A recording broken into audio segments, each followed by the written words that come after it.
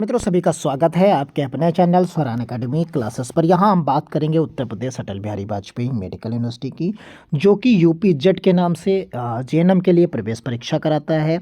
और उसके क्वेश्चंस हम साइंस सेक्शंस के लेकर हाजिर हैं आपके साथ। अगले 20 क्वेश्चंस, पिछले 6 वीडियोस आप देख सकते हैं, उनका स्तर थोड़ा सा कम है। अब जो स्तर आ रहा है क्वेश्चंस का वो टफ की तरफ जा रहा है, तो यानी ईजी टू हार्ड की तरफ हम लगातार वीडियोज़ आपको प्रोवाइड करा रहे हैं। तो जैसे जैसे अगले क्वेश्चंस आते जाएंगे आपको वो टफ क्वेश्चंस मिलते चले जाएंगे। तो शुरू करते हैं आज का महत्वपूर्ण video. Which of the following reactions is are redox reaction. तो रिडॉक्स रिएक्शन कौन सी इनमें से है उसे यहाँ पर देखना है। तो यहाँ पर इनके ऑप्शन जो है वो बी ऑप्शन जो है वो रिडॉक्स रिएक्शन है। क्यों? In this reaction ion dispense copper from the copper sulphate यानी CuSO4 की तरफ से जो है यहाँ पर कहा गया है। And get the ion reacts with oxides जो है oxidise while copper gets reduce making it's redox reaction. यानी इस अभिक्रिया में लोहा तांबे को तांबा सल्फेट से विस्थापित करता है और लोहा ऑक्सीकरण करता है, जबकि तांबा न्यूनीकरण करता है, इसलिए ये रिडॉक्स रिएक्शन बनती है। क्वेश्चन नंबर 2 की बात करते हैं कि what is the main product of the reaction between calcium oxide and water. तो कैल्शियम ऑक्साइड और वाटर जो है के बीच जो मुख्य उत्पाद क्या होगा, तो वो कैल्शियम हाइड्रोक्साइड होगा। ऑप्शन ए यहाँ पर करेक्ट होगा। तो यानी व्हेन कैल्शियम ऑक्साइड जो होता है CaO और वाटर के साथ जब रिएक्शंस होगी तो कैल्शियम हाइड्रोक्साइड बना लेगा, यानी CaOH का होल ट्वाइस बना लेगा।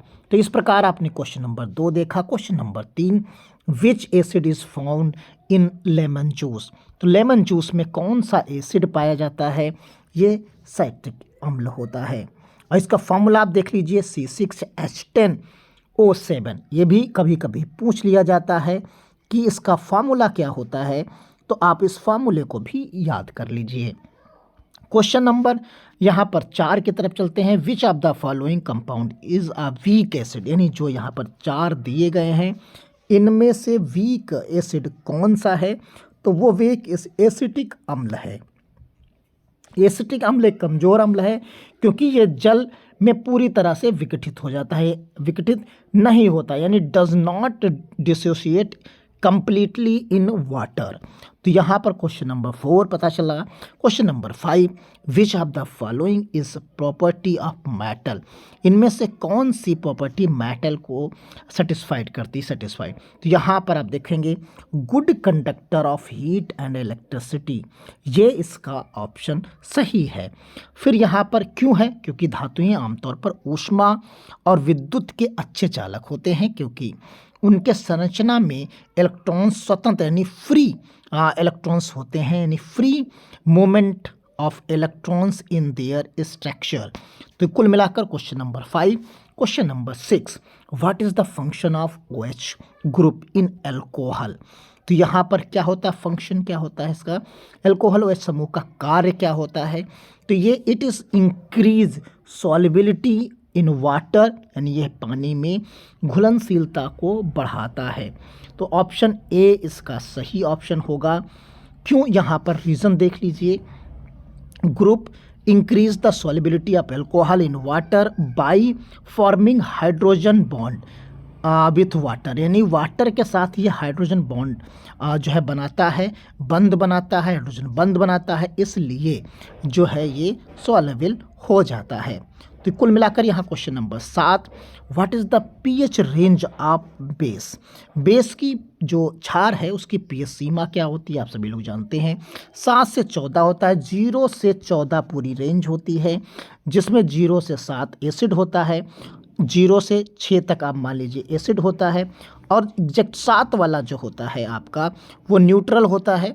और फिर 7 के आगे का मानते हैं तो वो जैसे ही 7 तक जाता है एग्जैक्टली 7 पर आप इस तरीके से भी लिखते हैं, 0 से 7 अम्ल होता है, और 7 पर जब पहुंचता है तो ये न्यूट्रल हो जाता है, और 7 से जब 14 जाता है तो ये आपका क्षार हो जाता है। तो एक्सप्लेनेशन आप देखिए, 7 से अधिक जस्ट अधिक जो 7 का होता है वो हमारा जो है क्षार की तरफ जाता है, और जस्ट 7 से जो नीचे का होता है वो हमारा अम्ल कहलाता है। कुल मिलाकर question number 8, which is the most evident metal in the earth crust, यानी क्रस्ट पर, पृथ्वी की पपड़ी जो सबसे ऊपरी सतह है उस पर कौन सा प्रचुर मात्रा में पाया जाता है, तो वो एल्युमिनियम है। एल्युमिनियम पाया जाता है। The most abundant metal in earth crust making up about 8% by the weight, यानी हिसाब से ये जो वजन के हिसाब से लगभग 8% होता है। Question number 9, which of the following is a noble gas, इनमें से नोबेल गैस कौन सी है उसे आप देख सकते हैं। तो नोबेल गैस यहाँ पर आप देखेंगे कि नियॉन है, यानी ऑप्शन सी सही है।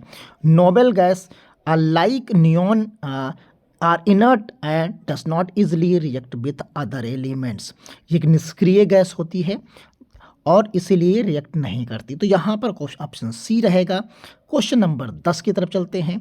विच of the following acid is used in preparation of fertiliser, तो फर्टिलाइजर यानी उर्वरक को बनाने में कौन से अम्ल का इस्तेमाल करते हैं, तो ये सभी जितने भी इसमें हैं वो तीन के तीनों का इस्तेमाल किया जाता है, इसलिए ऑप्शन सही हो जाएगा D, all of the above. तो यहाँ पर सल्फ्यूरिक अम्ल, नाइट्रिक अम्ल, फास्फोरिक अम्ल, यानी सभी प्रकार के जो एसिड्स दिए गए हैं वो सभी के सभी यहाँ पर होते हैं। Question number 11, what happen when concentrated sulphuric acid is added to sugar, अगर हम शुगर में चीज़ ऐड कर देंगे सल्फ्यूरिक अम्ल तो क्या बनेगा, कार्बन इज फॉर्म्ड, तो कार्बन बन जाएगा। तो dehydrating agents are removed water, क्योंकि यहाँ से वाटर को हटा देगा और ये लिविंग बिहाइंड ब्लैक कार्बन, तो यहाँ निर्जलीकरण हो जाएगा एजेंट के रूप में, तो चीनी से पानी निकाल कर कार्बन को पीछे छोड़ देगा, तो यानी यहाँ पर हमें कार्बन मिल जाएगा। तो क्वेश्चन नंबर यहाँ पर आपने देखा 11। अब क्वेश्चन नंबर 12 की तरफ चलते हैं। Which metal is extracted from bauxite, अब बॉक्साइट किसका अयस्क है, यानी ये किसका ओर है, तो आप सभी लोग जानते हैं ये एल्युमिनियम का ओर है, तो एल्युमिनियम इसका ऑप्शन सही है और ये इसका प्राइमरी ओर ऑफ एल्युमिनियम कहा जाता है, यानी एल्युमिनियम का मुख्य अयस्क होता है। इसका फार्मूला भी कई बार पूछा जाता है, तो इसके फार्मूले को जरूर याद रखें, Al2O3.2H2O। तो यहाँ पर question number 13, what is the oxidation state of chromium, यहाँ पर क्रोमियम की ऑक्सीडेशन स्टेट पूछी गई है, इसे जब फाइंड आउट करेंगे तो आप 6 पाएंगे। K2 की जो है आप पाते हैं, देखिए यहाँ पर जो आप पाएंगे वो K2 की आप कितनी पाते हैं, 2 पाएंगे, +1 और उसको 7 टाइम्स मल्टीप्लाई करेंगे, तो इस तरीके से यहाँ पर हम और आपको एक्सप्लेन कर देते हैं। यहाँ पर आप देखिए इस तरीके से निकाला जा सकता है, क्योंकि K2 को हम मानते हैं तो यहाँ पर X के रूप में मान लिया, वो 2 है तो 2 टाइम्स मल्टीप्लाई हो गया, यहाँ पर भी K है और ये CR के रूप में हम यहाँ पर मानते हैं। ये 7 है, -2 रहेगा तो ये 14 आएगा, ये प्लस का 2 आएगा, आप यहाँ पर 12 हो जाएगा माइनस का, और यहाँ 2x बराबर 12 हो जाएगा, तो x बराबर कितना आएगा 12/6, 12/2 होगा, और ये रिजल्ट आपको मिलेगा 6 का। तो कुल मिलाकर आपने इसको देख लिया कैसे सॉल्व किया जा सकता है। क्वेश्चन नंबर हम 14 की तरफ चलते हैं। Which reactions form ester as a product, तो यहाँ पर आप सभी लोग जानते हैं कि एस्टरिफिकेशन के द्वारा यहाँ पर मिल सकता है। Reaction between an alcohol and carboxylic acids to form an ester and water, तो जिनमें एल्कोहल और कार्बोक्सिलिक अम्ल एस्टर और पानी का निर्माण करते हैं। Question number 15, which of the following is an amphoteric oxide, amphoteric यानी उभयधर्मी ऑक्साइड्स कौन सा है, तो Al2O3 है। ये एल्युमिनियम ऑक्साइड होता है, react with both acid and base से भी हो जाता है, इसलिए इसे ऐसा कहा जाता है। Question number 16, which compound is use to remove permanent hardness of water, यानी जो स्थायी कठोरता होती है जल की उसे परमानेंटली कौन हटा सकता है, तो वॉशिंग सोडा इसे हटा सकता है। Remove permanently hardness by the जो है precipitating the calcium and magnesium ion as a insoluble carbonate, तो इंसॉल्युबल कार्बोनेट्स के रूप में ये ऐसा कर पाता है। Question number 13, what is the major product when ethanol is heated with excess concentrated sulphuric acid? जब एथेनॉल की को अधिक मात्रा में सघन सल्फ्यूरिक अम्ल के साथ गर्म किया जाता है तो मुख्य उत्पाद क्या बनता है? तो वो एथिलीन बनेगा। आप सभी जब समझते हैं कंसनट्रेटेड H2SO4 होता है, फिर ये डिहाइड्रेटेड एजेंट होता है, ये रिमूव कर देता है वाटर को, तो बन जाता है एथिलीन। तो यहाँ पर जो है एथनॉल टू एथनील बन जाएगा, यानी इथेनॉल से फिर क्या बन जाएगा, ये एथिलीन बन जाएगा। Question number 18, what is the main reason for high reactivity of alkali metal? तो अभिक्रियाशीलता, जो उच्च अभिक्रियाशीलता का मुख्य कारण क्या है? तो वो एक संयोजकता इलेक्ट्रॉन है, सिंगल वैलेंस इलेक्ट्रॉन के कारण ऐसा होता है। One valency electron which is easily lost and making them highly reactive, तो इस कारण ऐसा होता है। Question number 19, which salt is formed by the neutralisation of a strong acid and weak base? तो यहाँ पर एक मजबूत अम्ल, एक कमजोर क्षार के उदासीनीकरण में कौन सा लवण बनता है, यानी कौन सा साल्ट बनता है? तो वो साल्ट बनता है आपका यहाँ पर एसिडिक, यहाँ पर एसिडिक बनेगा, एसिडिक साल्ट यहाँ पर बनता है। Strong acid and weak base form an acidic salt as the acidic properties dominated. तो यहाँ पर आपने देखा। और अंतिम सवाल इस वीडियो का, what is the molecular formula of oleum? तो यहाँ पर ओलियम का जो है आणविक सूत्र क्या है? आपने कहा था ना, कई सवाल ऐसे होते हैं जिनके जो है फार्मूले पूछ लिए जाते हैं।